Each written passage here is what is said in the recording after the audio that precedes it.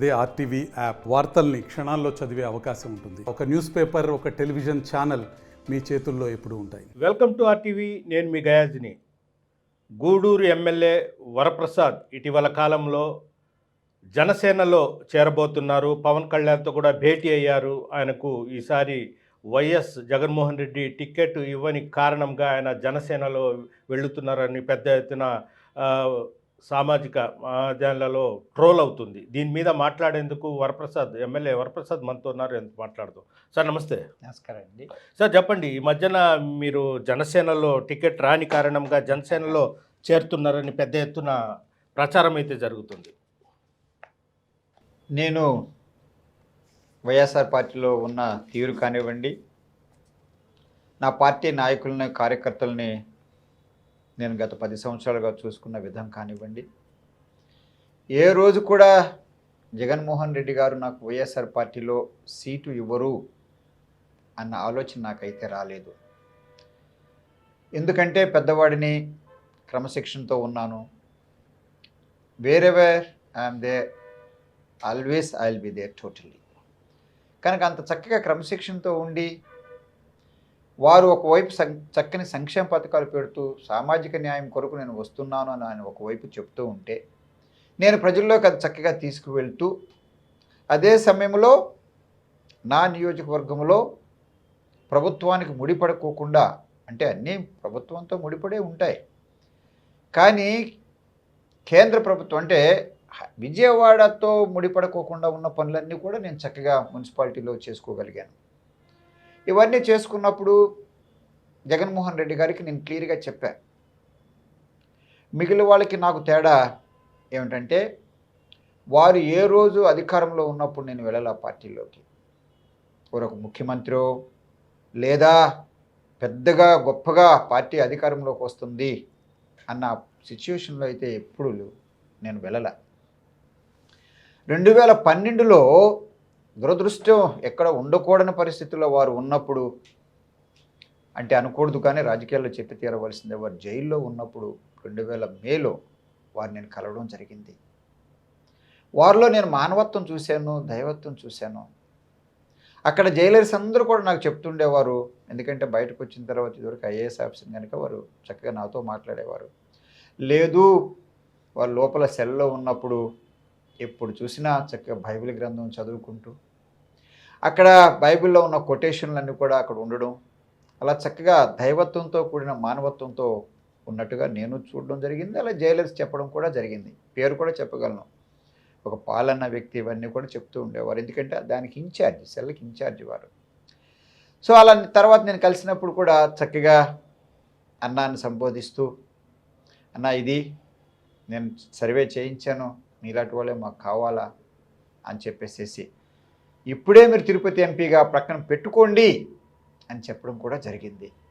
So అలా వారి ధైర్యం కానివ్వండి, వారిలో మానవత్వం కానివ్వండి, దైవత్వం కానివ్వండి చక్కగా నేను చూడడం జరిగింది. పెద్దవాడిని, వారికంటే దాదాపు 20 సంవత్సరాలు పెద్ద, దాదాపు ఆయన వయసు అంత కుమారుడు నాకు ఉన్నాడు, బాగా చదువుకున్న విద్యావంతుడు, పారిశ్రామికవేత్త. సో ఆ పరిస్థితుల్లో ఉన్నప్పుడు చక్కగా సెట్ అయింది. ఆ తర్వాత కొన్ని కారణాలు కూడా వారు చెప్పడం జరిగింది, ఎంపీ ఇవ్వడం జరిగింది. ఆ కష్టకాలంలో, క్లిష్ట పరిస్థితుల్లో కూడా ఎంపీ గెలవడం జరిగింది. ఎందుకంటే అధికారం రాలేదు. మా నియోజకవర్గంలో, తిరుపతి పార్లమెంట్ నియోజకవర్గంలో 7లో 4 ఓడిపోవడం జరిగింది. ఆ మిగిలిన వాళ్ళకు కూడా చాలా తక్కువ మెజారిటీ రావడం జరిగింది, చాలా చాలా తక్కువ. సాధారణంగా రాజకీయాల ప్రకారం ఏంటంటే ఎమ్మెల్యేకి ఎంత వస్తుందో 1-2 ఓట్లు తక్కువే వస్తాయి, ఎంపీకి సాధారణంగా ఎక్కువ రావు. కానీ నాకు ఎలా వచ్చాయంటే 14లో చాలా వ్యత్యాసంగా వచ్చాయి. ఇక్కడ సర్వేపల్లి కనుక మనం చూసుకుంటే వారు కేవలం 5,000 లోపల వస్తే నాకు 29,000 రావడం కానివ్వండి. గూడూరులో అలాగే అప్పుడు ఎమ్మెల్యేకి 6,000 నుంచి 7,000 వస్తే నాకు 18,000 రావడం కానివ్వండి. సూలూరుపేటలో వారికంటే నాకు దాదాపు 5,000, 6,000 ఓట్లు ఎక్కువ రావడం కానివ్వండి.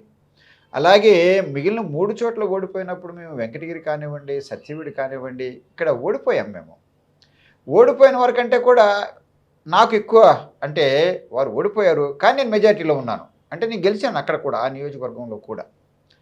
తిరుపతిలో చూస్తే వారు ఓడిపోయింది 43,000 చిల్లరతో ఓడిపోతే నాకు కేవలం -30 వచ్చాయి. అంటే ఆయన ఎఫెక్టు నాకు తేడా ఎంతంటే ప్రజలు ఎంత వ్యత్యాసం చూశారంటే నాకు 13,000 ఓట్లు నా ఎమ్మెల్యే కంటే ఎక్కువ పడడం జరిగిందనేది దాని ఆలోచన. సో ఆ విధంగా ప్రజలు కూడా తారతమ్యంతో చూస్తున్నారు. నేను కూడా చాలా క్రమశిక్షణతో ఉన్నాను. ఏ రోజు కూడా నా నాయకుడితో నేను ఏలెత్తి చూపించుకునే పరిస్థితులు లేదు. 1, 2 జరిగినాయి, అది కూడా నేను తెలియచేస్తాను. వారు ఒకసారి అన్నారు, "అన్నా మీరంతా బాగుంది మీ రాజకీయం. చంద్రబాబు గారి దగ్గరికి వెళ్తున్నట్టుగా నేను చూశాను టీవీలో" అని చెప్పారు. బాబు నేను వారికి చెప్పాను, "బాబు అలా పొరపాటు ఎప్పుడు చేయను నేను. నేను నా ఇంట్లో నుంచి వెళ్ళిన తర్వాత వారికి చెప్పిన మాట ఇదే. అన్నీ ఇళ్ళకి వెళ్ళొస్తాం, మళ్ళీ సాయంకాలం గూటికి వచ్చేస్తాం కదా.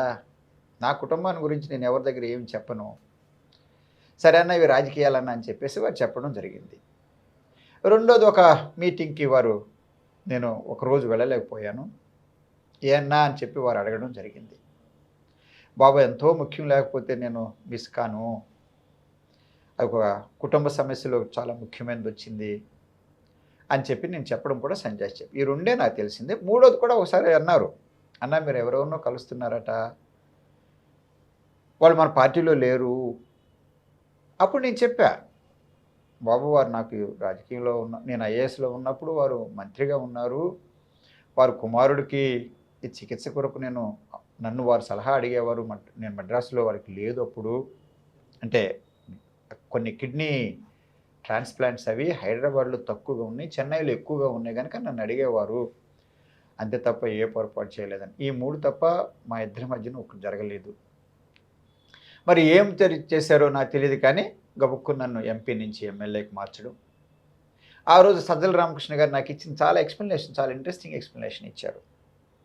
అది ఏ విధంగా నేను అభినందనలతో తీసుకోవాలా, లేదా ఒక విమర్శగా తీసుకోవాలా, నేను మారడానికి ఏమన్నా అవకాశాలు అందులో కనిపించినాయి అంటే కూడా ఏది కనిపించలా.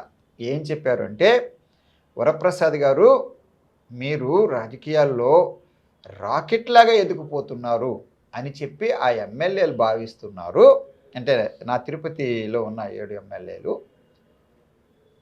"అందుకని చెప్పి మీరు ఎంపీకి అవకాశాలు లేదు, మీరు ఎమ్మెల్యేగా వెళ్ళమంటారు." అదేంటో నేను తేల్చుకుందామని చెప్పేసి నేను జగన్ గారి దగ్గరికి ప్రత్యక్షంగా వెళ్ళిపోయాను. ముందు ఎలా హింట్ ఇచ్చారంటే ప్రశాంత్ కిషోర్ గారు చెప్పారు, నాకు వార్నింగ్ ఇచ్చారు. "అయినా మీరు ఒకసారి చూసుకోండి, మీరు ఈసారి ఎంపీగా నిలబడే అవకాశాలు కనిపించట్లేదు నాకంటే." అప్పుడు నేను సజ్జల రామకృష్ణ గారిని కలవడం, ఈ విధంగా చెప్పడం, నేను మళ్ళీ జగన్ గారిని కోరడం.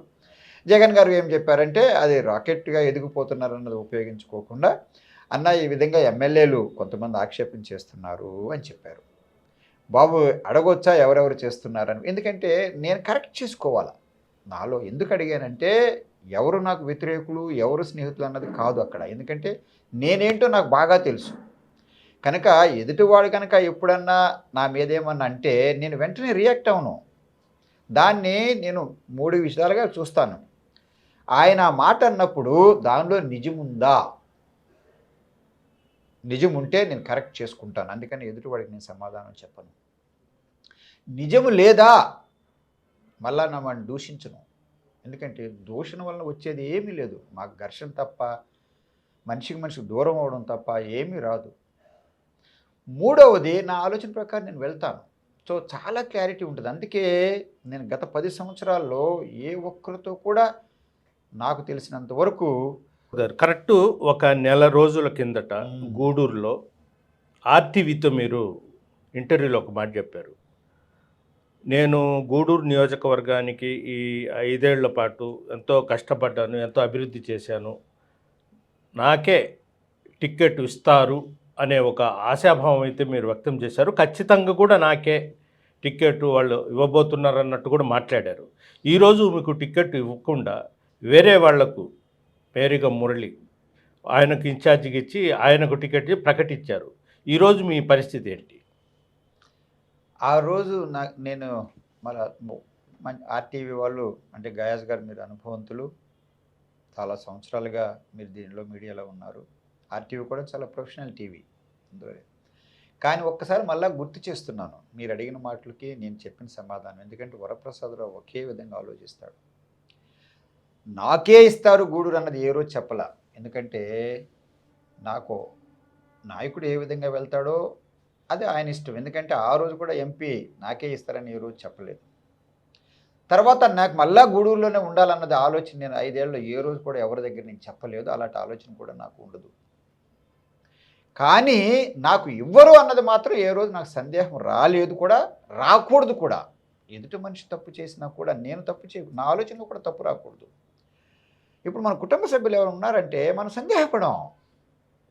ఇప్పుడు ఎవరో కుటుంబ సభ్యులు ఉన్నారు, భార్య ఉంది, లేదా బిడ్డలు ఉన్నారు, వారిని మనం సందేహపడము. తప్పు చేసిన తర్వాత ఏమైనా జరిగితే అది వేరే విషయం. సో నేను అంత చక్కగా క్రమశిక్షణతో ఉన్నాను కనుక, ఒక్క పొరపాటు చేయలేదు కనుక, ఇబ్బంది కూడా నేను పెట్టలేదు కనుక, వారు ఏ విధంగా బడుహ బలహీన వర్గాలు నా నా నా నా అంటూ నా బీసీలు, నా ఎస్సీలు, నా ఎస్టీలు, నా మైనారిటీస్ అంటున్నారు, అదే నేను కింద చేయడం జరిగింది. అది సామాజిక న్యాయంతో ప్రతిసారి కూడా సలహాదారులు రామకృష్ణ గారు ఏం చెప్పేవాళ్ళు అంటే, జగన్మోహన్ రెడ్డి గారు సమాజంలో సామాజిక న్యాయం కొరకు తీసుకొస్తున్నారు, సమానత్వం తీసుకొస్తున్నారు. అదే స్ఫూర్తితో నా భావాలు కూడా ఏకీభవించాయి కనుక చక్కగా నేను ప్రజల్లో అందరిని ఒకే విధంగా నేను తెలియచేస్తూ, అగ్రకులాలకు కావాల్సిన అవసరాలు వాళ్ళకుంటాయి. ఎందుకంటే అగ్రకులాలు వాళ్ళకి కొంత ఈ విధంగా బడుహ బలహీన వర్గాల సమస్యలు చాలా వరకు తెలియకపోవచ్చు. ఎందుకంటే పెరిగిన విధానం, పుట్టిన విధానం చాలా తేడాలు ఉంటాయి. ఎంత ఎవరు చేసినా కూడా, నేను పోయినసారి కూడా మీకు చెప్పడం జరిగింది అనుకుంటాను, నేను మహిళా సమస్యలు తెలియాలంటే ఒక మహిళగానే పుట్టాలా. పురుషుడు ఎంతవరకు వెళ్ళినా కూడా నిజంగా వాళ్ళ నష్ట కష్టాలు అర్థం చేసుకోవడం అంత సులభం కాదు. అలాగే దళిత సమస్యలు అర్థం చేసుకోవాలంటే భారతదేశంలో, అందులో ముఖ్యంగా ఆంధ్రప్రదేశ్లో ఒక దళితుడిగానే పుట్టాలా. నాకు భావాలు ఉన్నాయి, అందరిని సమానంగా చూస్తాను, అవన్నీ పక్కన పెడదాం. అలాగే ఒక మైనారిటీ సమస్యలు తెలుసుకోవాలంటే ఒక మైనారిటీగానే పుట్టాలా. వాళ్ళకి ఏ సమస్యలు అన్నది ఎంత ఎంత మంచి భావాలు ఉన్నప్పుడు కూడా ఒక మైనారిటీ సమస్యలు ఒక మైనారిటీ తెలిసినట్టుగా ఇంకోటి తెలియదు. అలాగే బీసీ వర్గాలు. సో ఇవన్నీ అలా ఉంటాయి. అగ్రకులాల వాళ్ళకి మిగిలిన వాళ్ళకి తేడాలు ఏంటంటే చాలా అర్థం చేసుకోవాలి మనం. వీళ్ళకి సమస్యలు ఏంటంటే ఎక్కడి నుంచో గత 3000 సంవత్సరాల నుంచి వస్తున్న సమస్యలు. ఇప్పుడు దళితులు ఈరోజు ఒక్కరికి కూడా ఒక ఆస్తి లేదు. మీరు నాకు ఆన్సర్ చెప్పడం లేదు సార్. నేను ఆన్సర్ క్లియర్గా అంటే ఏంటంటే నాన్న, మీరు ఇంతకు ముందు కూడా మనకు ఇంటర్వ్యూలో ఏం చెప్పారంటే 10th క్లాస్ పాస్ అయ్యే first class student second intermediate ఇంకొక దానికి పోతానని ఇది ఉంటుంది. ఇంటర్ పాస్ అయినోడు ఇంకా బీటెక్, ఎంటెక్, ఎంబీబీఎస్ అని ఆ ధీమాతో ఉన్న ఎందుకు నేను ఫెయిల్డ్ అవుతాను, నాకు టికెట్ రాదని నేను ఎందుకు అనుకోవాలన్నది. ఇప్పుడు మీకు అదే పరిస్థితి. మీరు ఫస్ట్ క్లాస్ స్టూడెంట్ కాదు అంటే పై స్టెప్ ఎందుకు వెళ్ళలేని పరిస్థితి లేదు గయాస్ గారు. అది చెప్పడానికే ఎందుకు చెప్పానంటే, ఈ విధంగా దళితుడు ఈ విధంగా ప్రవర్తిస్తాడు, చదువుకున్న వ్యక్తి, సామాజిక న్యాయం కొరకు వచ్చిన వ్యక్తి ఇలా అని చెప్పేసి మళ్ళా నన్ను అర్థం చేసుకోవాలంటే, మా అధ్యక్షుడు కూడా చాలా వరకు దళితుల సమస్యలు తెలుసుకుని ఉంటే ఆయన అందుకే చెప్పాను, అగ్రకులాల్లో ఉన్న వాళ్ళు దళితుల సమస్యలు ఎంతవరకు తెలుసుకుంటారు, కొంతవరకే తెలుసుకుంటారు తప్ప ఇంత తెలుసుకోవడానికి అవకాశాలు లేవు అని చెప్పడానికి అందుకే నాకు లేదేమో అని తెలియజేస్తున్నాను. మీరు జనసేన పార్టీలో చేరుతున్నారా లేదా? జనసేన మళ్ళా తెలియజేస్తున్నాను. మేము 2009 నుంచి కూడా ముందు నేను సామాజిక న్యాయం పిలిపిస్తే చిరంజీవి గారి కొరకు నేను ఐఏఎస్ విడిచిపెట్టి వచ్చాను. అప్పుడు నేను ప్రిన్సిపల్ సెక్రటరీగా ఉన్నా. ఒకవేళ నేను చీఫ్ సెక్రటరీ కూడా అయ్యే అవకాశాలు ఉన్నాయి. రెగ్యులర్ చీఫ్ సెక్రటరీ అయినా అవ్వకపోయినా క్యాడర్ వచ్చేది, నాకు స్కేల్ వచ్చేది. కానీ సామాజిక స్ఫూర్తి నాకు అంత ఉంది కనుక అంతకు మునుపు 1996లో కూడా నేను వెళ్ళాలనుకున్నాను. కాకపోతే నా భార్య బిడ్డలు ఇంకా సెటిల్ కాలేదని చెప్పడంతో నేను ఆగిపోయాను. అంటే సామాజిక స్ఫూర్తి నాకు మొట్టమొదటి నుంచి కూడా ఉంది. అది రాజకీయాల్లో ఎప్పుడైతే అంబేద్కర్ ఈ విధంగా politics is the master key అని చెప్పారో, అలాగే ప్లాటో పెద్ద పెద్ద తత్వవేత్తలు కూడా నువ్వు బయట నుండి రాజకీయాల మీద నువ్వు కామెంట్ చేయకు, లోపలికి వచ్చి నీ వంతు నువ్వు చెయ్యి. అలాగే గాంధీ గారు కూడా అలాగే చెప్పారు, సమాజంలో ఏ మార్పు ఎదురు చూస్తున్నావో నువ్వు చేసి చూపించమన్నారు. సో ఈ భావాలతో నేను ఉన్నప్పుడు సో అప్పుడు జనసేనతో నేను ప్రయాణం చేశాను. ఆ తర్వాత కూడా ప్రయాణం చేయడం జరిగింది. వీళ్ళిద్దరికి మధ్యవర్తికి కూడా ఉన్నాను. ఎవరిద్దరికి? జగన్ గారికి, పవన్ గారికి కూడా. అందులో సీక్రెట్ ఏమీ లేదు. చాలాసార్లు నేను చెప్పడం కూడా జరిగింది. వారు కూడా వ్యక్తం చేశారు నాకు ఈ సమస్యలు ఉన్నాయని. అది చక్కగా క్రమశిక్షణతో నేను తీసుకొచ్చి వీరికి చెప్పడం, వీరు చెప్పింది మళ్ళా వారి దగ్గరికి చెప్పడం, అంత చక్కగా జరిగింది. ఆ తర్వాత ఇద్దరు యువకులు కనుక వారి భావాలతో వారు వెళ్ళడం జరిగింది. జగన్మోహన్ రెడ్డి గారు కూడా ఒక మాట అన్నారు, చెప్పాల్సిందే. నేను ఏదో పవన్ గారితో ఏదో మాట్లాడినప్పుడు అది కరెక్ట్గా చెప్పేస్తాను. జగన్మోహన్ రెడ్డి గారు ఏమన్నారంటే, అన్నా వారు మనతో రాకపోవచ్చు అన్నా, ఎందుకంటే వారు కూడా ముఖ్యమంత్రి అవ్వాలన్న ఆలోచనతో ఉన్నారన్నా, అప్పుడు ఎలా వస్తారన్న అని మాత్రం చెప్పారు జగన్మోహన్ రెడ్డి గారు. బాబు నాకైతే తెలీదు, వారికి వ్యక్తిగత ద్వేషం అయితే మన మీద ఉన్నట్టు లేదు అని చెప్పి క్లియర్గా కరెక్ట్గా 6 ఏళ్ల క్రితం నేను వారికి చెప్పాను. అదే విధంగా కూడా జరుపుకుంటూ వెళ్ళింది. మొన్న అందరికీ నేను ప్రెస్లో మాటిమాటికి చెప్పను, మరలా అందరికీ తెలిసే విధంగా నేను చెప్తున్నా. జనసేన అధ్యక్షులు పవన్ కళ్యాణ్ గారు పెద్ద మనసు పెట్టుకుని నన్ను గత 15 సంవత్సరాలుగా నా రాజకీయం చూశారు కనుక, నా భావాలు వారు తెలుసు కనుక, వారి సమక్షంలో వారి చేతుల మీద నేను చేరడం జరిగింది. చిరంజీవి గారి ద్వారా కాదు. చిరంజీవి గారే చెప్పారు, అన్న మీలాంటి వాళ్ళందరూ నేను పవన్ గారి దగ్గర పంపిస్తున్నానని చెప్పారు. సో అలా తిరిగినప్పుడు ఏమైంది, రాజకీయాలు మాట్లాడడం కొరకు ఆయన పెద్ద మనసు పెట్టుకుని ఈ రోజుల్లో అది పెద్ద పార్టీగా ఆవిర్భవించింది కూడా అందరికీ తెలిసిన విషయమే. అలాంటి పరిస్థితుల్లో అంత పెద్ద మనసు పెట్టుకుని వయసులో చిన్నవారైనా కూడా నన్ను పిలిచినందుకు నేను ఎంతో సంతోషపడ్డాను. అంటే పవన్ గారు పిలిచారా ఈ మధ్య? ఆయన పిలవడం మాత్రం జరిగింది. అందుకే ఎక్కడ కూడా ఆయన పిలిచారా మీరు వెళ్ళారా? ఆయన పిలిచారు. అందుకే ఎక్కడ కూడా అఫీషియల్ రిలీజ్ జనసేన నుంచి రాలేదు అన్నది అందరూ తెలుసుకోవాలా. నేను కనుక వెళ్ళుంటే వారు పేపర్లో వేసి ఉండేవాళ్ళు కదా వారి తరపున. ఆ తర్వాత నేను బయటకు వస్తుంటే ఎవరో అడిగితే నేను చెప్పి వచ్చాను, ఎవరో పిలిచారు వచ్చేసానని చెప్పారు. ఆ రోజు ప్రెస్ ఇంటర్వ్యూ కూడా ఇవ్వలేదు, ఎందుకంటే వారు వ్యక్తిగతంగా నన్ను పిలవడం జరిగింది, వేరే ఏది మాట్లాడలేదు. సో అలా మాట్లాడుకుని రావడం జరిగింది. అట్లా పోయిన తర్వాత ఏదో ఒక మాట్లాడతారు కదా, అదే నేను ప్రజల్లో ఉండాలని చెప్పి నేను కోరుకున్నాను.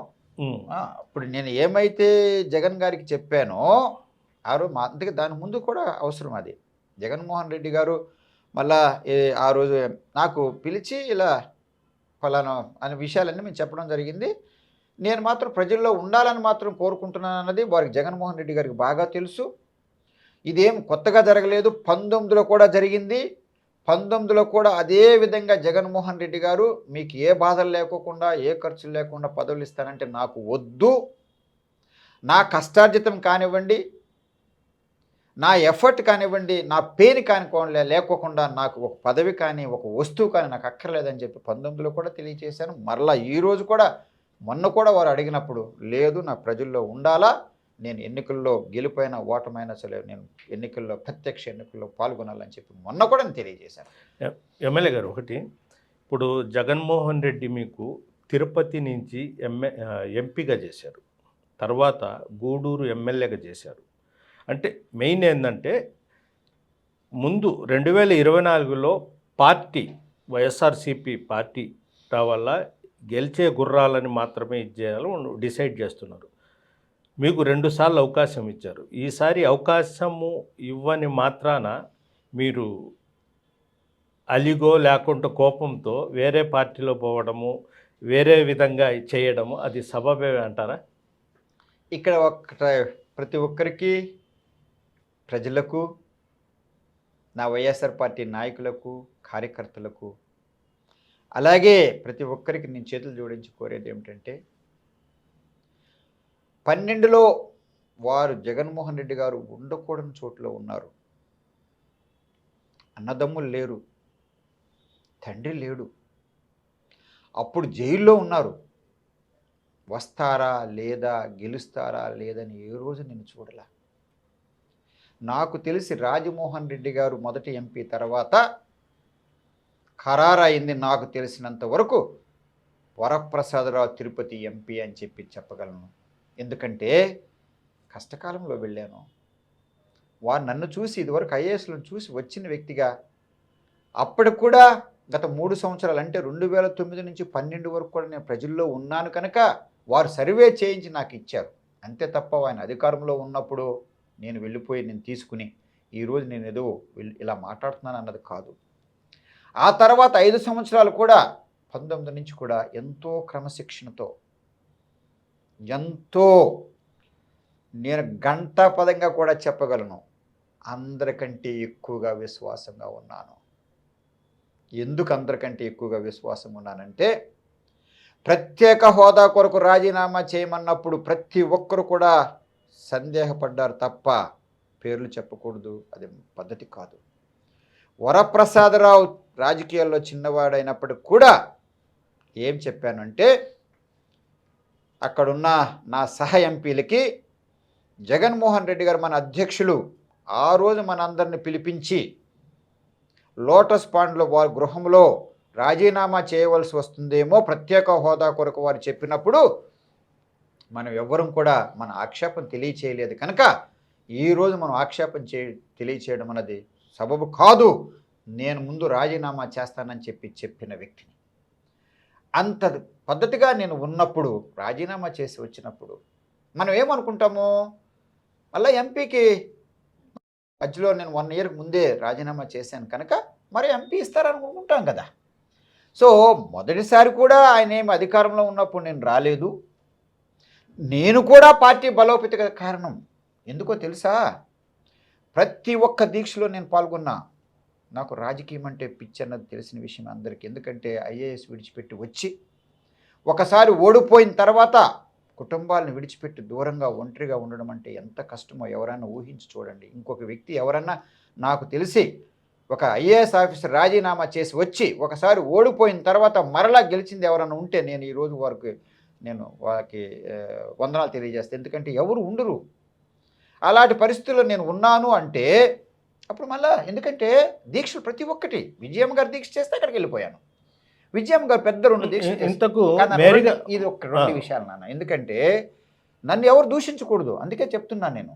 నేను ఎవరితో దయాదాక్షిణ్యంతో నేను వచ్చి కూర్చోలేదని చెప్పి తెలియజేస్తున్నాను. అది అందరూ తెలుసుకోవాలి. అందుకే నా వైఎస్ఆర్ పార్టీ నాయకులు, కార్యకర్తలు నన్ను రేపు దూషించకూడదు. రేపు ఎందుకు, నేను పార్టీని బలోపేతం చేయడంలో కూడా నేను ఒక కారకుడిని అని తెలియజేస్తున్నాను.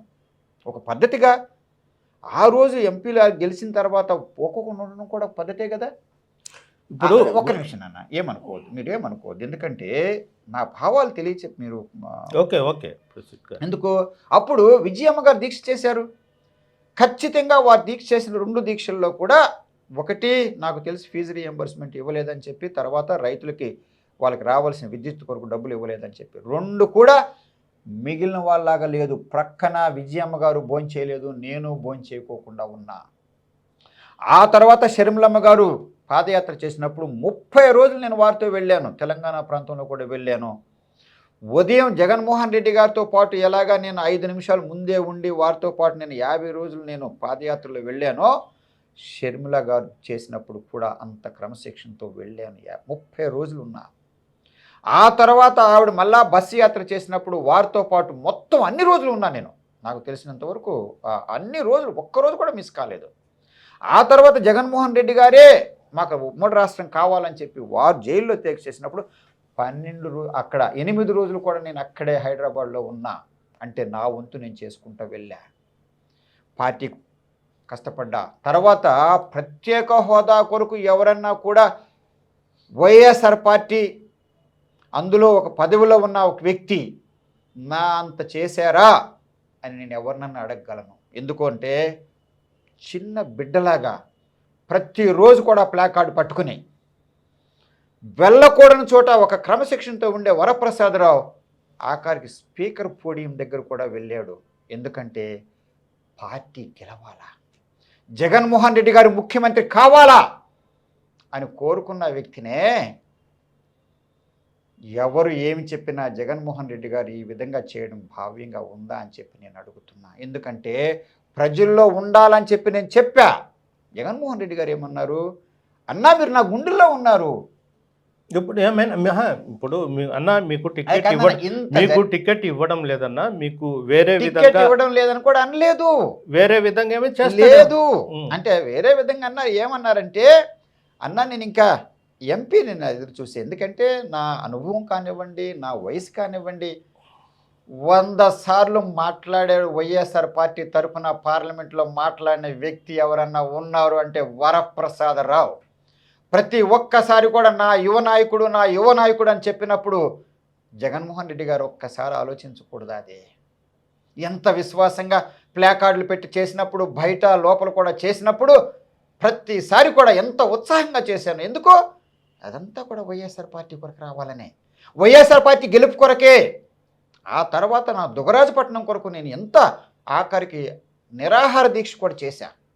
నా వైఎస్ఆర్ పార్టీ కొరకు ఆమర నిరాహార దీక్ష చేశా. ఆమర నిరాహార దీక్ష చేసినప్పుడు విజయమ్మ గారు నన్ను పరామర్శించడానికి హాస్పిటల్కి నా భార్య నా లక్ష్మి ప్రక్కన ఉన్నప్పుడు వారికి నేను ధన్యవాదాలు తెలియచేస్తే, కృతజ్ఞత తెలియజేస్తే విజయమ్మ గారు ఏమన్నారో తెలుసా?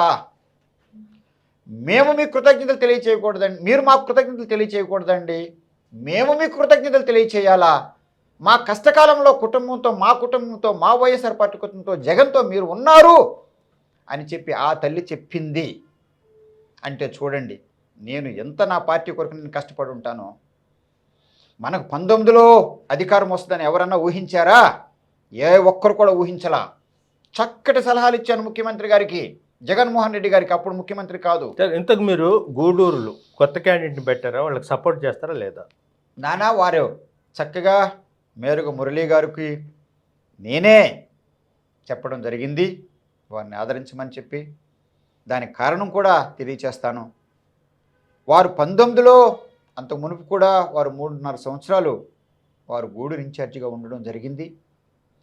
జగన్మోహన్ రెడ్డి గారు నాకు గూడూరు ఎమ్మెల్యేగా పంపిస్తున్నప్పుడు 2 నెలల పాటు నాకు గూడూరు వద్దు, సత్యవేడు కూడా వద్దు, ఎందుకంటే అక్కడ వాళ్ళు చేసుకుంటున్నారు, ఎందుకంటే బహిరంగంగా తెలియచేస్తున్నాను, తప్పు లేదు, నాయకుడికి ఉండవలసిన వాళ్ళకి ఆయన అంటే ఆయనకి రిస్ట్రిక్షన్స్ ఆయనకు ఉంటాయి, ఆలోచన ఆయనకు ఉంటుంది. బట్ నేను చెప్పింది కూడా తెలియజేయాలి కదా ప్రజలకి. నేను వద్దు, వారు చేసుకున్నారు అని చెప్పినప్పుడు జగన్మోహన్ రెడ్డి గారు అన్నా మీకు వేరే మార్గం లేదన్నా, మీరే ఉండాలని చెప్పినప్పుడు నా నాయకులందరూ చాలామంది అడిగారు నన్ను, ఉండండి మాకు రండి అని. ఇక్కడ అడగడం అక్కడ అడగడం, ఎంపీగా రమ్మని అడగడం, ఎందుకంటే క్రమశిక్షణతో ఉన్నాను. అంటే ఇప్పుడు ఆయనకు టికెట్ ఇచ్చారు, మీరు కూడా ప్రజల్లోకి వెళ్తున్నారు. అంటే అప్పుడు దానికే వస్తాను, దానికి ఒక్క నిమిషం మీరు, ఎందుకంటే ఉంటే పూర్తిగా వినాలా దయచేసి. ఏమంటారంటే అప్పుడు ఆ రోజు నేను ఆయన ఇంటిలో ఉంటే ఆయనకి సీట్ ఇవ్వలేదు, నాకు సీట్ ఇచ్చారన్న తర్వాత మొట్టమొదట నేను చూసిన వ్యక్తిని అంటే మేరుగ మురళీ గారు వారి ఇంటికి వెళ్ళి ఈ పరిస్థితుల్లో జగన్మోహన్ రెడ్డి గారు ఇచ్చారు, అందులో నా ప్రమేయం ఏమీ లేదు అని చెప్పి ఆ మేరుగ మురళీ గారు భార్య కూడా ఆ మహిళ కనుక 3 సంవత్సరాలు పాపం చేశారు కనుక వాడి కంట్లో నీరు ఆపుకోలేక కంట్లో నీరు వచ్చినప్పుడు ఆ తల్లికి నేను ఏం చెప్పానంటే, నా కుమార్తె సమానులైన మురళీ గారి భార్యకి నేను ఏం తెలియజేశానంటే, అమ్మ నా ప్రమేయం ఏమీ లేదు తల్లి, అధ్యక్షులు ఈ విధంగా చేశారు, మరలా నాకు అంటే అవకాశం వస్తే మీ ఆయనకి నేను రికమెండ్ చేస్తానని చెప్పాను. ఉప ఎన్నికలు వచ్చినప్పుడు వరప్రసాదరావు ఒక్కడే ఆయన ఎంపీగా చేయమని చెప్పి అందరి సమక్షంలో మంత్రులు ఉన్నారు, ఎమ్మెల్యేలు ఉన్నారు, ఎంపీలు ఉన్నారు. అప్పుడు బల్లి దుర్గాప్రసాద్ గారు మరణించిన తర్వాత ఉప ఎన్నికలు వస్తే జగన్మోహన్ రెడ్డి గారు మొట్టమొదటి నన్నే అడిగారు ఎవరిని ఎంపీకి పెడదామని. అంటే అప్పుడు నేను మేరుగ మురళీ గారి పేరు చెప్పాను. అంటే నా నిజాయితీ ఒక్కొక్కరు తెలుసుకోవాలా. మొన్న కూడా ఒకవేళ ఎవరెవరి పేర్లో వస్తున్నాయి, ఎవరో ఆఫీసులు వచ్చేస్తానంటున్నారు, బయట వాళ్ళు వచ్చేస్తున్నంటున్నారు, ఎప్పుడు ఏ రోజు పార్టీకి కష్టపడిన వాళ్ళు వచ్చేస్తానంటున్నారు, 3 పేర్లు వినిపిస్తూనే ఉన్నాయి. నేనే జగన్మోహన్ రెడ్డి గారికి అడిగాను, నాకు ఎంపీ అవకాశం ఇవ్వండి, ఇది అన్ని విధాలు కూడా అర్హుడు కనుక మురళీకి ఇవ్వమని చెప్పడం జరిగింది. సో ఆ రోజు కూడా ఆయనకి ఇవ్వకపోయినా కూడా వారు నాకు వారు చక్కగా వచ్చి నా క్యాన్వాస్కి చేశారు. ఓకే, కనుక అప్పుడు కూడా ఇప్పుడు కూడా ఎలాంటి ఆలోచన లేదు, మనస్ఫూర్తిగా నేను కోరుకుంటున్నాను. జగన్మోహన్ రెడ్డికి మీరు 3 సలహాలు ఇచ్చారంట, ఏంటది? నాన్న అది చాలా వాళ్ళు అనుకోవచ్చు, ఎవరైనా కూడా తలరాత్రులు మార్చగలిగిన సలహాలంట్లో ఏమాత్రం ఆశ్చర్యం లేదు. సలహాలు చాలా పాటించకుంటే పాటించుకోకుండా ఉంటే ఇంకంతే అంటారా? కాదు. ఆ. ఆ రోజు మేము పదవిలోకి 19లో వచ్చి ఉండేవాళ్ళం కాదు. ఇప్పుడు కూడా అది పాటించలేదు కనుక ఒకవేళ పదవిలో కనుక రాలేకపోతే ఈ రెండు చాలా కీలకమైన పాత్రలు, ఈ రెండు నేను ఇచ్చిన సలహాలు చాలా కీలకమైనవి అని చెప్పి నేను అనుకుంటా. చాలా సలహాలు చెప్పగలరా? అంటే మొదట తెలియచేస్తాను, ఎందుకంటే అది అయిపోయింది కనుక తెలియచేయాలా.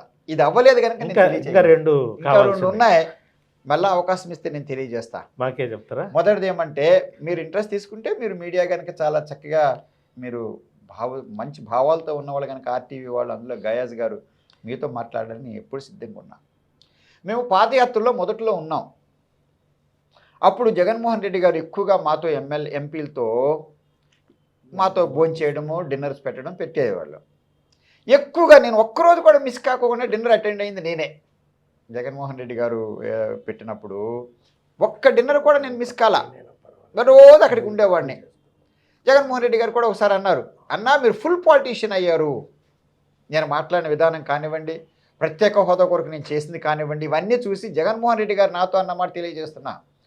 ఒకప్పుడు ఇంకా మీరు ఆఫీసులాగా ఉన్నారని చెప్పి 2 సంవత్సరాల క్రితం అన్న తర్వాత జగన్మోహన్ రెడ్డి గారు వారిగా అన్నా మీరు ఫుల్ పాలిటీషియన్ అయ్యారు అంటే చక్కగా ప్రత్యేక హోదా కొరకు అన్నీ చేశానని చెప్పిన తర్వాత మేమంతా ఒకరోజు మీటింగ్లో ఉన్నాం. ఆయన కుడివైపు పెద్దిరెడ్డి గారు, అలాగే కరుణాకర్ రెడ్డి గారు, మా పార్టీ సీనియర్ నాయకులంతా ఉన్నారు. మరోవైపు ప్రశాంత్ కిషోర్ గారు ఉన్నారు. అప్పుడు ఇంకా పెద్ద నాయకులు ఎవరు లేరు, మేమే ఉన్నాం. అప్పుడు నేను ఏమన్నానంటే, బాబు అంతా బాగుంది కానీ పార్టీలో మన పార్టీ ఇంద్రధనుసులాగా లేదు. ఆయన తెలియగలవాడు, వెంటనే పట్టేశాడు. ఇంద్రధనుసు అంటే ఏంటి అంటే ఈ సందర్భంలో ఏంటి అని అడగల. ఏంటంటే ఎప్పుడు చూసినా స్టేజ్ మీద 2 సామాజిక వర్గాలు ఉంటున్నారు. ఒకటి ఆయన సామాజిక వర్గం, 2 నా సామాజిక వర్గం. నా సామాజిక వర్గంలో కూడా సగం మంది రాలేదు. అది చెప్పినప్పుడు ఎంతో సంతోషపడి జగన్మోహన్ రెడ్డి గారు అన్నమాట, వరప్రసాదరావు అన్న చెప్పిన మాట నిజం. అది వెంటనే ప్రశాంత్ కిషోర్ గారు ప్రక్కన పట్టుకుని, అవును వారు చెప్పేది కూడా కరెక్టే అని చెప్పిన తర్వాత జగన్మోహన్ రెడ్డి గారు అందరితో చెప్పింది ఏంటంటే, ఈ రోజు నుంచి ఏ స్టేజ్ మీద ఒక ప్రెస్ మీట్ కానీ ఏ మీటింగ్ జరిగినా బీసీ సోదరులు, మైనారిటీసు ఉండి తీరవలసిందే, అందరితో కాడ పెట్టవలసి, అదే ఇంద్రధనుస్సు అంటే అర్థం. నా భావన అది వెంటనే పట్టారు. సో అది నేను బీసీలు కనుక రాకపోతే ఎంతవరకు చాలా కష్టమో ఒక అధికారంలో రావడం అన్నది అందరికీ తెలిసిన విషయం, మనం ఎవరు చెప్పనక్కర్లేదు. ఎందుకంటే politics is a number game. ఎవరు ఎంత ఊహించుకున్నా లేదు, ఈ అల్పసంఖ్యాకులు ఉన్నవాళ్ళు మార్చేస్తామని రాసినా కూడా వారిని ఒప్పించి తీసుకొచ్చి ఓట్లు వేయవలసిందే తప్ప వీళ్ళు ఓట్లు వేసినంత మాత్రం అల్పసంఖ్యాకులు అంటే అగ్రకులాలను కూడా కలుపుకుని, ఈ సందర్భంలో మైనారిటీస్ కాదు, మైనారిటీ అల్పసంఖ్యాకులు అంటే అగ్రకులాలు కూడా ఈ సందర్భంలో రాజకీయాల్లో మైనారిటీస్ వాళ్ళు చేయలేరు. అది చెప్పినప్పుడు చక్కగా అంగీకరించారు. ఆ తర్వాత ఒక్కొక్కరు చూస్తుంటే విజయవాడ దాటిన తర్వాత, ఒంగోలు దాటిన తర్వాత ఏ విధంగా వెళ్ళిపోయింది. ఒక్కొక్క బీసీ సోదరులు రావడం, ఆయన బీసీలు అగ్రకులాలు రావడం, మా తలరాత మారిపోయింది. మీకు 151 సీట్లు వచ్చాయి అంటే బీసీ సోదరులు రాకోకుండా, ఎస్సీ సోదరుల్లో మిగిలిన వాళ్ళు సగం రాకోకుండా కేవలం ఆయన సామాజిక వర్గమో నా సామాజిక వర్గం వల్ల తలరాతలు మారిపోతాయి అంటే అది అయి ఉండేది కాదు. అందుకే మాకు 14లో మాకు అధికారంలోకి రాలేదు. విజయమ్మ గారు మీకు బాగా పరిచయం కదా? నా తల్లితో చాలా పరిచయం, తల్లినే సంబోధిస్తా. ఇప్పుడు మీకు టికెట్ రాలేదు, ఏమైనా విజయమ్మతో సంప్రదింపులు జరిగారా? లేదంటే ఆయన మాట కూడా ఆయన వినాడు కదా అంటారా? లేదు నాన్న, అంత పెద్ద మాట ఎప్పుడు అను. నేను విజయమ్మ గారు ఎప్పుడైతే అధ్యక్ష పదవి నుంచి వెళ్ళిపోయారో, ఏం జరిగిందో నేను కూడా ఆ రోజు ప్లేనరీలో ఉన్నాను, చాలా బాధపడ్డా. ఎందుకంటే కుటుంబ సమస్యలకు నేను వెళ్ళట్లా, నేను పార్టీగా చూస్తున్నా. షర్మిల గారిని కూడా నేను వారు చెల్లిగా చూడలేదు. నేను ఆవిడ ఒక నాయకురాలుగా పార్టీకి ఏం చేసింది, అది పార్టీ ఏ విధంగా కాపాడింది, పార్టీకి ఎలా బలోపేతమైందనే తెలియజేసింది తప్ప నాకు మళ్ళా వాళ్ళ అన్నా చెల్లెల మధ్యలోకి నేను వెళ్ళలేదు. అలాగే విజయమ్మ గారు కూడా దీక్షలు చేసి ఎంత దీక్ష చేశారో, ఏ విధంగా మాట్లాడేవారో పెద్దవాడికి నాకే తెలుస్తుంది. ఒకరోజు ఆ వయసులో భోంచేయకోకుండా వారు నిరాహార దీక్ష చేయడం అనేది ఎంత కష్టమైందో నాకు తెలుసు. తర్వాత నీతిమంతురాలు, ఒకవైపు ఆంధ్ర రాష్ట్రంలో హిందువులు మెజారిటీ ఉన్న చోట ఒకవైపు వారి నమ్మకాన్ని, ఆ క్రైస్తవ మతాన్ని, బైబిల్ని విడిచిపెట్టుకోకుండా అదే సమయంలో హైందవ మతాన్ని కూడా చక్కగా భుజాల మీద వేసుకుని జగన్మోహన్ రెడ్డి గారికి అంత సహాయం చేస్తూ వైఎస్ఆర్ పార్టీ అంత గెలుపు కారకులే. ఆవిడ వాళ్ళిద్దరూ కూడా 14 ముందు చేసిన సేవలు నా కంట్లో కనిపిస్తున్నాయి. ఎప్పుడైతే విజయమ్మ గారికి ఆ పదవి లేదో, ఏ కారణం లేదో అది నాకైతే తెలియదు, కానీ వారు అలాగే హుందాగా కనుక హానరీ ప్రెసిడెంట్గా ఉండుంటే బాగుండేది అనుకుని నేను అనుకున్నాను. ఎందుకంటే ఆ ప్లేనరీలో నేను ఉన్నాను. వాడు మాట్లాడిన దానిలో, విజయమ్మ గారు మాట్లాడిన దానిలో పెద్దవాడిగా కొన్ని బాధకరమైన మాటలు కూడా నాకు, నా యాంగిల్ నుంచి, నేను ఆవిడ ఎలా మాట్లాడారు, ఎందుకు మాట్లాడారని నాకు తెలియదు, కానీ ప్రతి ఒక్క మనిషి విన్న వ్యక్తి వాళ్ళ భావాలు, వాళ్ళ ఆలోచన గురించి వాడు మాట్లాడుకుంటాడు. ఏంటంటే ఎవరో ఏదో మాట్లాడారంటే ఒకరు ఒక విధంగా చూస్తారు, మరొకరు మరో విధంగా చూస్తారు. నేను మరో విధంగా చూశాను. వారి దానిలో నాకు ఎంతో కొంచెం బాధ అనిపించినట్టుగా నాకు అనిపించింది. అది జరగకోకుండా ఉంటే బాగుండేది అని చెప్పి నేను అనుకున్నాను. సార్, మీరు అంటే టికెట్ ఇవ్వము అన్న తర్వాత మీరు వరప్రసాద్ కుట్రలు పన్నుతున్నాడు రాజకీయంగా, ఆ పార్టీతో వీళ్ళు ఆ పార్టీతో కలిసి అనేది చెప్తున్నారు వైఎస్ఆర్సీపీ చెందిన కొంతమంది నాయకులు. మళ్ళా తెలియచేస్తున్నాను, జగన్మోహన్ రెడ్డి గారు సీట్ ఇవ్వలేదని నాకు చెప్పలేదని మీకు తెలియచేస్తున్నాను. ఒకటి సార్ ఒకటి మీకు చెప్పలేదు, అక్కడ ఇచ్చేశారు కదా. అప్పుడు అర్థం అదే, నేను కలిసినప్పుడు ఇవ్వలే. అది ఒక్కటి గూడూరుకి మేము అనుకునే చేసాము. అప్పటికి వారు ఏం చెప్పారు, నేను చెప్పినప్పుడు ఇంకా ఎంపీల దృష్టిలో నేను పెట్టలేదన్నా నా దృష్టిలో ఆలోచన లేదు అన్నారు. కనుక ఇవ్వలేదని వారు చెప్పలేదు. నన్ను ఎందుకు పోగొట్టుకుంటారని మాత్రం నిలబెట్టి అడిగాను. నాలాంటి వాళ్ళని ఎలా పోగొట్టుకుంటారని చెప్పి అడిగాను. వారికి ఏం సమాధానం చెప్పంటే, ఎందుకు ఎలా పోగొట్టుకుంటానన్నా, ఇంకా ఎంపీలని ఆ దృష్టి పెట్టలేదు అన్నారు నాన్న. సో ఆ తర్వాత నేను కలవలేదు కదా. అంటే ఎంపీ అయినా మీకు ఇస్తారని ఆశాభావం ఉందా? కన్నా ఆశాభావాలు కూడా మనం పక్కన పెడదాం. నువ్వు పరీక్ష రాస్తారు, నేను కూడా అన్నీ చూసి వచ్చిన వ్యక్తిని. పరీక్ష రాసిన తర్వాత పాస్ అవుతాం అనుకుంటాం కదా, అదే సమయంలో మూర్ఖత్వంతో పాస్ అయిపోతాం అనుకోం కదా. ఇప్పుడు ఐఏఎస్ రాశాను, చిన్న చిన్న పరీక్షలు తీసి పక్కన పెడదాం. అలా బీఎస్సీలు, ఎంఎస్సీలు 1వ తరగతి నుంచి 10 వరకు అందరూ చేస్తారు. అది పెద్ద గొప్పగా చెప్పట్లా. నిజమైన పరీక్షలు ఏంటంటే ఒక ఇన్సూరెన్స్ కంపెనీ రాశాను. రాసినప్పుడు అది కాంపిటేటివ్ ఎగ్జామ్స్లోనైనా ఇన్ని క్వశ్చన్లు రాశాను, ఇన్ని మార్కులు పడతాయి అని చెప్పడానికి వీలు లేదు. ఎందుకంటే ఎదుటి మనిషి ఎలా రాసాడో మనకు తెలియదు. ఇది కాంపిటేటివ్ ఎగ్జామ్. ఇదే కనుక 40తో పాస్ మార్క్ పెట్టేస్తే నాకు 40 వచ్చేస్తాయి అని చెప్పేసి మనం వెనక లెక్కలు వేసుకోవచ్చు. కాంపిటేటివ్ ఎగ్జామ్స్ అలా వీలు కాదు. ఎందుకంటే కాంపిటేటివ్ ఎగ్జామ్లో వచ్చిన వాడిని ఏ రోజు కూడా ఎంప్లాయ్మెంట్ ఎక్స్చేంజ్ ఒక రికమెండేషన్తో రాలా. వరప్రసాదరావు ఆ కరుడు కట్టిన మనిషి అన్నది మొట్టమొదటి నుంచి కూడా ఒక చిన్న కుటుంబం నుంచి వచ్చిన తర్వాత కూడా అదే భావాలతో ఒక్కొక్క అంచెలంచెలుగా వచ్చాను తప్ప ఏ ఒక్కరు కూడా భిక్షం పెడితే తీసుకోవడానికి నేను సిద్ధంగా లేనని చెప్పడం కూడా జరిగింది. ఏ రోజు కూడా అప్పుడు కూడా 12లో ఆయన అధికారంలో ఉంటే నేను రాలేదే. ఆ తర్వాత 19లో నాకు ఎమ్మెల్యే ఇచ్చింది, నేను రాజీనామా చేసి వచ్చాను. ప్రత్యేక హోదా కొరకు పోరాడాను, దుగరాజపట్నం కొరకు నేను పోరాడాను. ఆ తర్వాత ముఖద్వారాల కొరకు నేను కేంద్ర ప్రభుత్వంలో చర్చించిన రోజు లేదు. 100 సార్లు మాట్లాడడం కాకోకుండా ఒక క్రమశిక్షణతో 97% నాకు అటెండెన్స్ ఉన్నప్పుడు, అన్ని గ్రామాలను 1800 గ్రామాలు నేను తిరిగినప్పుడు, 6 చోట్ల నేను ఆఫీస్ పెట్టినప్పుడు ఎందుకో తీసుకొచ్చేసారు. ఏ రోజు కూడా ఎందుకని చెప్పి నేను అడగలేదే. సార్, వరప్రసాద్ గారు ఎమ్మెల్యే 5 ఏళ్ళు గూడూరుని ఎంతో అభివృద్ధి చేశారు అనేది చెబుతున్నారు, మీరు చెప్తున్నారు అనుకోండి. ఎందువల్ల మీకు టికెట్ ఇవ్వలేదు? అంటే కేవలము సర్వేలో వరప్రసాద్ ఓడిపోతాడు, టికెట్ అతని వేరే వాళ్ళకు మార్చమని అంటే మీరు అభివృద్ధి చేయలేదనే కదా లెక్క? అయ్యో, అలా అనుకుంటే చాలా పొరపాటున్నాను. మీరు మాటలు ఎప్పుడు నోట్లో పెట్టకూడదు గయాజ్ గారు. అభివృద్ధి చేయలేదన్నట్టుగా కాకుండా ఒక్క 10 పనులు చెప్తాను మీకే. ఎందుకంటే మీరు కూడా ఆ మాట వాపస్ తీసుకోవాలి. చేయలేనట్టు కదా అనకూడదు. నేను భావిస్తున్నా. మీరు భావించడానికి కూడా లేదు అవకాశాలు. ఎందుకంటే మీ భావన అలా కాదు కదా. రాజకీయాలు ఇందాక అలాగే తెలియజేశాను కదా. మామూలుగా చదువుకునేటప్పుడు పరీక్షలు పాస్ అవ్వడం వేరు, ఎందుకంటే 40 మార్కులు ఉంటే అయిపోతుంది. కాంపిటేటివ్ ఎగ్జామ్స్ అలా కాదు. ఎదుటి మనిషి ఏంటి అన్నది మనకు తెలియకోకుండా మనం కాంపిటేటివ్ ఎగ్జామ్లో పాస్ అవ్వము. అందుకే ఇన్సూరెన్స్ అయ్యాను, స్టేట్ బ్యాంక్ అయ్యాను, రిజర్వ్ బ్యాంక్ అయ్యాను, ఇన్కమ్ ట్యాక్స్ అయ్యాను, ఐపీఎస్ అయ్యాను, ఐఏఎస్ అయ్యాను.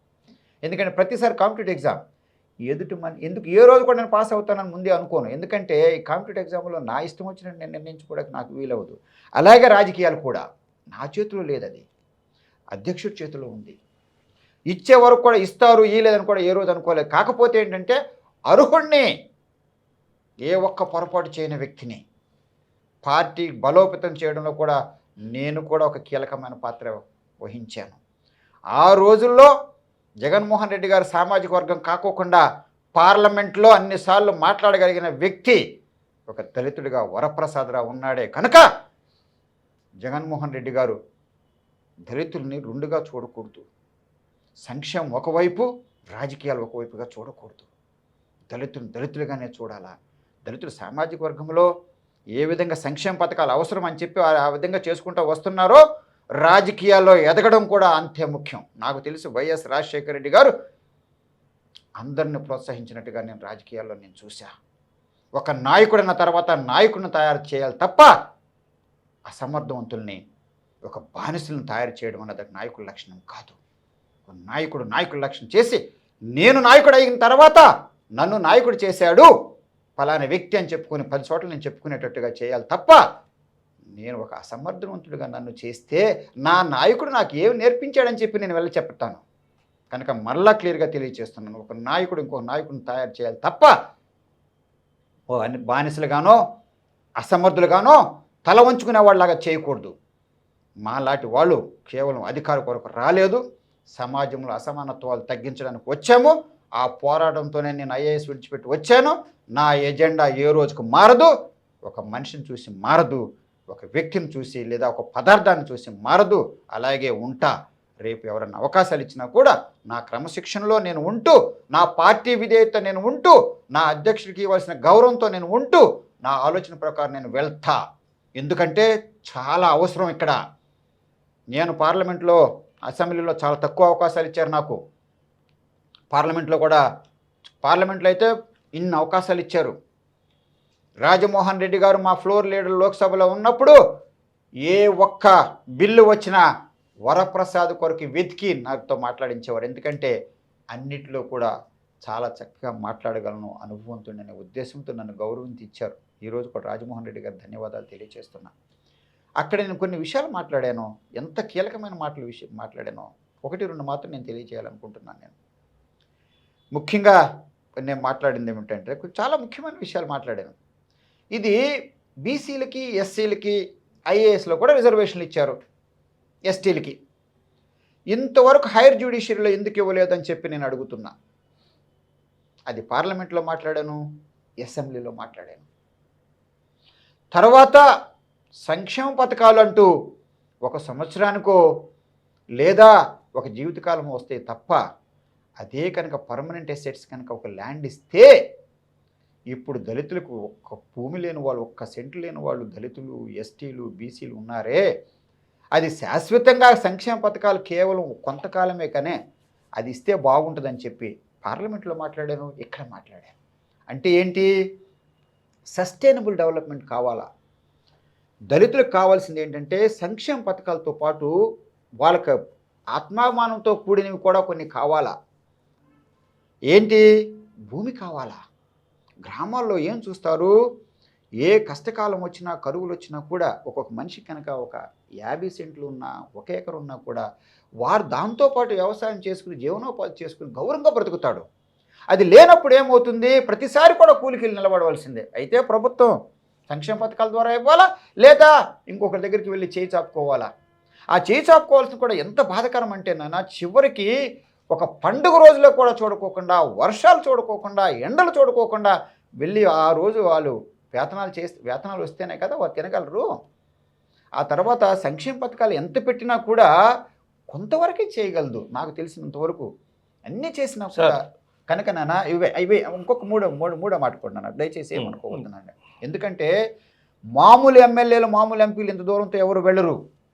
ఆ రోజు నేను జ్యుడిషియరీలో రిజర్వేషన్ కావాలా, హైకోర్టులో సుప్రీంకోర్టులో రిజర్వేషన్ కావాలని చెప్పి నేను పార్లమెంట్లో మాట్లాడాను, అసెంబ్లీలో మాట్లాడాను. నాకు తెలిసి ఇంకొక మనిషి మాట్లాడినట్టుగా నేను చూడలేదు. అలాగే పేదవాళ్ళకు భూమి లేని వాళ్ళకి భూములు ఇవ్వాలని చెప్పి నేను పార్లమెంట్లో మాట్లాడాను. అలాగే నేను అసెంబ్లీలో కూడా నా ఆంధ్రప్రదేశ్ అసెంబ్లీలో మాట్లాడాను.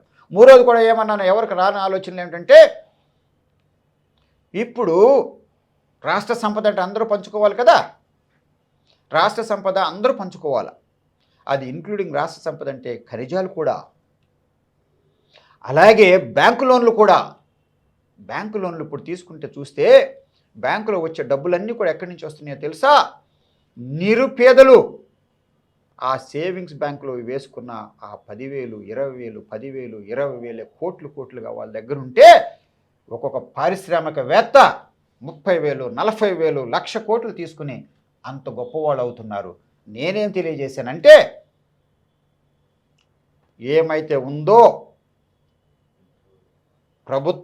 ప్రభుత్వ బ్యాంకులు ఇచ్చే లోన్లన్నీ కూడా ఆ సామాజిక వర్గానికి అక్కడున్న జనాభా నిష్పత్తి ప్రకారం ఇవ్వాలని చెప్పి నేను కోరిన ఆలోచన పరుడు వరప్రసాదరావు ఉన్నాడంటే, ఇలాంటి గొప్ప ఆలోచనలు ఎవరికన్నా వచ్చి ఉంటాయా అని చెప్పి నేను అడుగుతున్నాను. సార్ చివరిగా కన్నా దీనికి చెప్పండి, ఇలాంటి ఆలోచనలు ఉన్న ఇంకొక రాజకీయవేత్త ఉన్నారా? మీరు ఎప్పుడన్నా చూసారా? మీరు ఈ విధంగా బ్యాంకు లోన్లు ఇస్తే, ప్రభుత్వ బ్యాంకు లోన్లు కనుక, అలాగే ఖనిజాలు కనుక్కునే ఏమన్నా కూడా రాష్ట్ర సంపద ప్రభుత్వ సంపద ఉంటే అది జనాభా నిష్పత్తి ప్రకారం ఆ కులాలకు అందరికి ఇవ్వాలా అన్నది ఎవరన్నా ఆలోచించారా? లేకపోతే ఈ సమాజంలో ఉన్న అసమానతలు ఎప్పటికి పోతాయి? ఆర్థికంగా ఏమన్నారు అంబేద్కర్, కేవలం రాజకీయ ప్రజాస్వామ్యం వస్తే చాలదు, దాంతోపాటు సామాజిక ప్రజాస్వామ్యం రావాలా, దాంతోపాటు ఆర్థిక ప్రజాస్వామ్యం రావాలని చెప్పినప్పుడు ఈ మూడు కనుక సంబంధం లేకపోతే ఎవరన్నా ఒక దిష్టి బొమ్మలాగా ఒక ఎమ్మెల్యేని పెట్టారు, ఒక ఎంపీని పెట్టారంటే ఏంటి ప్రయోజనం అప్పుడు? కనుక నిజమైన ప్రజాస్వామ్యం అంటే ఈ మూడు వస్తేనే. రాజకీయ ప్రజాస్వామ్యం మాత్రం సరిపోదు, దాంతోపాటు సామాజిక ప్రజాస్వామ్యం రావాలి. సామాజిక ప్రజాస్వామ్యం ఎప్పుడు వస్తుందంటే ఆర్థిక ప్రజాస్వామ్యం వస్తే. ఇందులో కాంట్రాక్టర్లు నేను చట్ట ప్రకారం 100 మందికి ఇచ్చేసానంటే దానికి ముందు కావాల్సింది పెట్టుబడి ఎవడిస్తాడు, ఇది కూడా తెలియజేశా. నేను చట్ట ప్రకారం ఇచ్చేసాను, 50%కి నేను బీసీలకు ఇచ్చేసాను, ఎస్సీలకు ఇచ్చేసానంటే అక్కడ పెట్టుబడి ఎవరు పెడతారు? ఆ పెట్టుబడో లేకపోతే దానికి కావాల్సిన సామాగ్రి ముందు వస్తువులు రా మెటీరియల్ ఇస్తే తప్ప అది నిజమైన ప్రజాస్వామ్యం అవుతుంది, అది నిజమైన సామాజిక న్యాయం అవుతుంది. ఇవన్నీ నేను మాట్లాడుతున్నాను కనుక నేను దానికి ఎలా మాట్లాడే వ్యక్తిని కనుక ఈరోజు సీట్ ఇవ్వలేదు అని చెప్పి బాధపడడానికి కూడా నాకు అర్థం లేదే. కానీ నా ఆలోచన మారడానికి నేను ఐఏఎస్ విడిచిపెట్టి, నా కుటుంబం విడిచిపెట్టి నేను ఒక పదవి కొరకు రాలేదే. అందుకనే మీరు చూస్తుంటారు, అన్ని విధాలు అర్హుడున్నప్పుడు కూడా వరప్రసాదరావు 19లో ఇవ్వలేదు, ఆ తర్వాత రెండోసారి కూడా ఇవ్వలేదు. ఏ రోజన్నా నేను బాధ వ్యక్తం చేశానా, మాట్లాడానా? ఎందుకో తెలుసా? ఎమ్మెల్యేలు ఎంపీలు నా కృషి ఉంటుంది, నా కష్టార్జితం ఉంటుంది, కానీ మంత్రి పదవిలో నా కృషి నా కష్టార్జితమో ఉండదు. ఏ ఒక్కటి కూడా నా కృషి నా కష్టార్జితం లేకోకుండా ఒక వస్తువు కానీ పదవి కానీ నాకు ఇష్టం ఉండదని చెప్పి చాలాసార్లు చెప్పాను. స్ట్రైట్ క్వశ్చన్ ఒకటి, మీరు 2024 ఎన్నికలు వస్తున్నాయి, మీ రాజకీయ ప్రయాణం ఎలా ఉంటుంది స్పష్టంగా చెప్పండి. నేను చాలా స్పష్టంగా నేను మాటలు ఎప్పుడు అంటే వైఎస్ఆర్సీపీతోనే వెళ్తారా లేదంటే చాలా వేరే నిర్ణయాలు తీసుకుంటారా? దయచేసి మీరు లేని మాటలు పెట్టవద్దు, బాగా అర్థం చేసుకోవాలి. మీరు కూడా దయచేసి మీరు కూడా అనుభవంతులు కనుక గయాజ్ గారు, నేను చెప్పేది స్పష్టంగా తెలియచేస్తున్నా. ఓకే, నేను చెప్పేది ఏమిటి? నేను ప్రజల్లో ఉండాలా, ప్రత్యక్ష ఎన్నికల్లో పాల్గొనాలా అని అంత స్పష్టంగా తెలియచేస్తుంటే అక్కడ అవకాశం లేకపోతే నేను ఏం చేయమంటారో చెప్పండి నాకు. మీరు పెద్దవారు అడిగేటప్పుడు ఆలోచించి అడిగితే బాగుంటుంది, ఏమనుకోకండి. కనుక ఆ రోజు కూడా ప్రత్యక్ష ఎన్నికల్లో ఉంటా, గెలుపు ఓటంలో అదే పందెం అంటే. అందుకే వచ్చాను తప్ప ఒక పదవి ఖర్చు అనకూడదు, లేదా ఎవరో ఇస్తే తీసుకుని మరి భావాలు ఎలా వ్యక్తం చేస్తాను? నేను పార్లమెంట్లో మాట్లాడితే, ఆ హైయర్ జ్యుడిషియరీలో మాట్లాడితే, ఏ పార్టీ అయినా ప్రత్యక్ష ఎన్నికల్లో ప్రజల్లో లేదు. వినండి నాన్న, ఇప్పుడు జ్యుడిషియరీకి లేకపోవడం వలన ఎంత ఇబ్బంది పడిపోతున్నారో చదువుకున్న వాళ్ళకి జడ్జిమెంట్ ఒక్కొక్కటి చూస్తుంటే మాకు తెలుస్తుంది. మనిషి ఒక సామెత ఉంది గయాజ్ గారు, when you go nearer to God his feet are also made up of clay. దేవుడి దగ్గరికి వెళ్ళి గనక దగ్గర నుంచి చూస్తే ఆయన విగ్రహం కూడా కింద మట్టితోనే తయారై ఉంటుంది. అంటే ఏంటంటే దాని భావన భగవంతుడి గురించి కాదు. ఎంత గొప్ప వ్యక్తి దగ్గరికి వెళ్ళినా కూడా ఆయన కూడా సాధారణ మనిషే, ఆయనలో కూడా లోపాలు ఉంటాయి అని తెలియజేసే అర్థాలు అవన్నీ కూడా ఎనుగునేరట్టు. సో అందుకని నా ఆలోచన ప్రకారం నేను వెళ్ళాలి కనుక, ప్రజల్లో ఉండాలని కోరుకుంటున్నాను కనుక నాన్న. సో మళ్ళీ నేను ఇందా చెప్పాను, గుర్రం ముందు పెట్టాలా, అలాగే బండి ముందు పెట్టాలంటే అప్పుడు ముందు గుర్రాన్ని పెడతారు కదా, బండిని తీసుకొచ్చి ముందు పెట్టరు కదా. సో నేను ప్రత్యక్షంలో పాల్గొనాలనుకుంటున్నాను. సో ఏ విధంగా వెళ్తుందో మేము చూస్తాము. నా భావాలతో చూసేవాళ్ళు ఎలా ఉంటారో నేను చూస్తాను. ఉండేది మాత్రం మరలా తిరిగి చేస్తున్నాను, ప్రజల్లో ఉండాలని చెప్పి నేను కోరుకోవడానికే రాజకీయాలకు వచ్చాను. ఎప్పుడు ఒకవేళ అనారోగ్యంగా అలాంటి పరిస్థితులు వస్తే అప్పుడు నేను ప్రజలకి న్యాయం చేయలేను అనుకునే నాకు ఆ భావన వస్తే అప్పుడేమన్నా ఆలోచిస్తానేమో కూడా.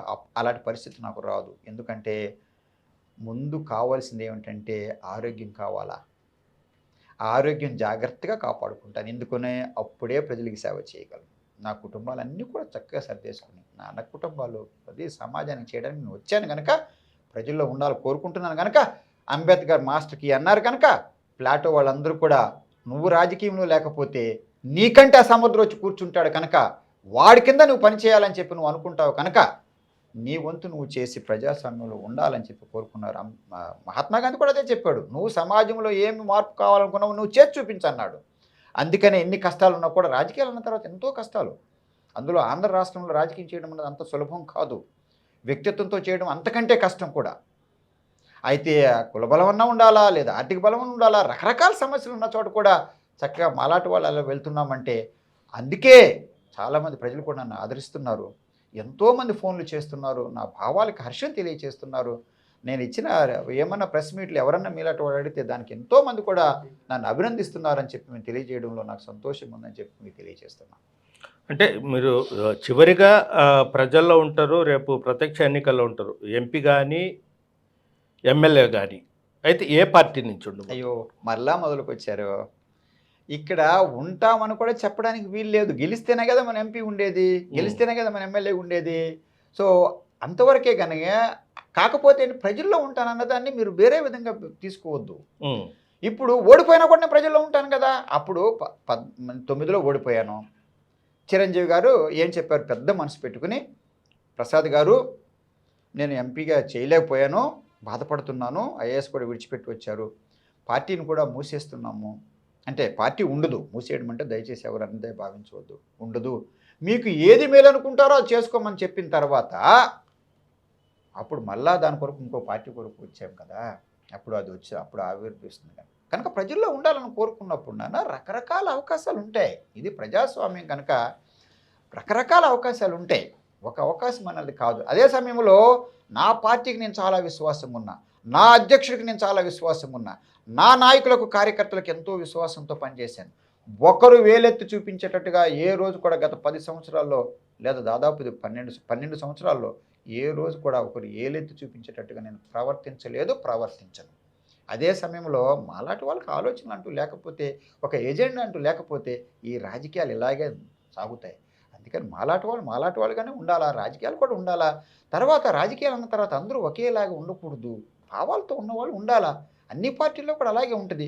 కాకపోతే కొన్ని పార్టీలు జీర్ణించుకుంటాయి, కొన్ని పార్టీలు జీర్ణించుకోలేవు.